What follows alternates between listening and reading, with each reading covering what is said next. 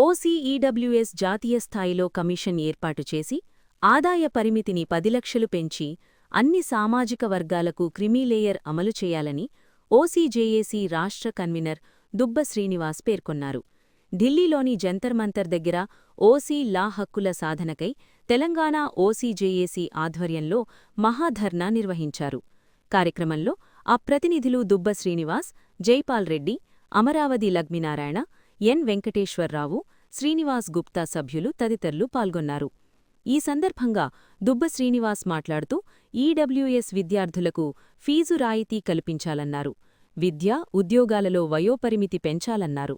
రైతులు పండించిన పంటలకు గిట్టుబాటు ధర కల్పించాలన్నారు. ఓసీ, ఈడబ్ల్యూఎస్కు కేంద్రంతో పాటు అన్ని రాష్ట్ర ప్రభుత్వాలు సంక్షేమ పథకాలు అమలు చేయాలని ఆయన డిమాండ్ చేశారు. చూస్తే మాత్రం ఏ ఒక్కరు కూడా ఓసీల కోసం న్యాయం చేసిన పరిస్థితి ఇప్పుడు కనబడలేదు. ఎందుకు అని చెప్పంటే అప్పటి నుంచి ఇప్పటిదాకా చూస్తే ఈ రోజు ధర్నా చేసే పరిస్థితి మనకు వచ్చింది అంటేనే మనల్ని పరిపాలించే పాలకులు ఈ రోజు మనల్ని స్పష్టంగా ఓసీలను పట్టించుకోవాలని చెప్పడం ఈ రోజు స్పష్టంగా మనకు అర్థమవుతుంది. ఈ రోజు ఓసీల హక్కుల కోసం గత 15 సంవత్సరాల కాడి నుంచి ఏకదాటిగా పెద్ద ఎత్తున ఉద్యమాలు చేయడం ద్వారా ఈరోజు ఈడబ్ల్యూఎస్ అనేది మనకు రావడం అనేది 10% రిజర్వేషన్ అమలు చేయడం అనేది జరిగింది. ఆ 10% రిజర్వేషన్ అమలు చేశారు, కానీ అన్ని రాష్ట్రాల్లో స్పష్టంగా అమలు చేసే పరిస్థితి ఇప్పటికీ లేదు.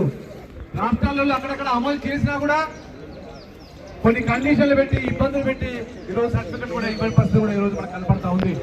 అందుకోసమే ఓసీ కమిషన్, ఈడబ్ల్యూఎస్ కమిషన్ దేశవ్యాప్తంగా ఏర్పాటు చేయాలని, దాంతోపాటు ఈడబ్ల్యూఎస్ లో పెట్టిన కండిషన్ కూడా తీసేసి 5 సంవత్సరాల కాలం సర్టిఫికెట్ పంపిణీ చేయాలని, 8 సంవత్సరాలు ఎత్తివేసి 10 సంవత్సరాల ఆదాయం వరకు కూడా సర్టిఫికెట్ ఇవ్వాలని చెప్పని కూడా ప్రధాన డిమాండ్ పెట్టుకొని కూడా పనిచేస్తూ ఉన్న పరిస్థితి కూడా మనకు తెలుసు. ఇట్లాంటి అనేక డిమాండ్ తోటి మొన్ననే ఈరోజు తెలంగాణ రాష్ట్రంలో పెద్ద ఎత్తున ప్రజలందరినీ సమీకరించి ఓసీలు మొత్తం కూడా లక్షలాది మందిగా వచ్చి మా సమస్య కనుక పరిష్కారం చేయకపోతే రేపు ఢిల్లీలో ధర్నా చేస్తాం. ఢిల్లీలో ధర్నాతోటే కాదు, రేపు రాబో కాలంలో కూడా గ్రామీణ ప్రాంతాల వారిగా కూడా పెద్ద ఎత్తున ఐక్యమయ్యే ఎక్కడికక్కడ అడ్డుకుంటానికి కూడా ఈ రాజకీయ నాయకులు అడ్డుకుంటే సిద్ధంగా ఉన్నామని చెప్పని కూడా ఆ రోజు పత్రిక చేయడం అనేది జరిగింది. ఈ రోజు ఇక్కడ ప్రారంభం చేశామంటే ఇక్కడి నుంచి ప్రారంభమైంది, రేపు ప్రతి గ్రామానికి కూడా వెళ్లే పరిస్థితి ఈ రోజు ఉంటుందని చెప్పని కూడా ఈ సందర్భంగా తెలియజేస్తా ఉన్నాం. దాంతో పాటు ఈ రోజు ప్రధానమైన డిమాండ్, ఈ రోజు రైతు దేశానికి వెన్నుముక అని చెప్పని అన్ని రాజకీయ పార్టీలు చెప్తారు. కానీ ఈ రోజు రైతు చూస్తే ఈ రోజు రైతు పరిస్థితి ఎట్లా ఉందని చెప్పంటే పరిశ్రమలో వస్తువు తయారు చేస్తే ధర నిర్ణయించేది పరిశ్రమ యజమానికి ఉంటుంది. ఈ రోజు రైతులను నిర్ణయించుకునే చట్టాలు కూడా తీసుకోవాలని చెప్పని, రైతులకు సంబంధించి సబ్సిడీ కూడా ఇవ్వాలని చెప్పని ఈ రోజు ప్రధాన డిమాండ్ గా ఈ రోజు చేయడం అనేది జరుగుతుంది. ఇప్పటికైనా ప్రభుత్వాలు కళ్ళు తెరవాలి. ఈ రోజు 12 డిమాండ్ తోటి ఈ సాధన జరుగుతూ ఉంది. ఈ 12 డిమాండ్లకు సంబంధించిన దాంట్లో ఈ ఈడబ్ల్యూఎస్ ఒకటి, దాంతో పాటు క్రిమిలేయర్ విధానాన్ని కూడా తీసుకోవాలని చెప్పి కూడా మేము ప్రధాన డిమాండ్ గా పనిచేస్తా ఉన్నాం. క్రిమిలేయర్ విధానం కనుక వస్తే ఈ రోజు ఇక్కడ ఉన్న వాళ్ళంతా ఓసీలకు సంబంధించిన అగ్రవర్ణ పేదలు ఉన్నారు, అగ్రవర్ణ ధనికులు కూడా ఉన్నారు. ఇక్కడికి వచ్చిన ధనికులు కూడా ఏం చెప్తా ఉన్నారంటే ఈడబ్ల్యూఎస్ లో ఉండబడే వాళ్ళందరికీ ఈ రోజు క్రిమిలేయర్ విధానం తీసుకొస్తే మేము కూడా మా పేదలకు ఓసీలకు న్యాయం చేస్తామని సిద్ధంగా ఉన్నాం, మాకు రిజర్వేషన్ లేకుండా మంచి చెప్పని కూడా ఇక్కడికి రావడం అనేది జరిగింది.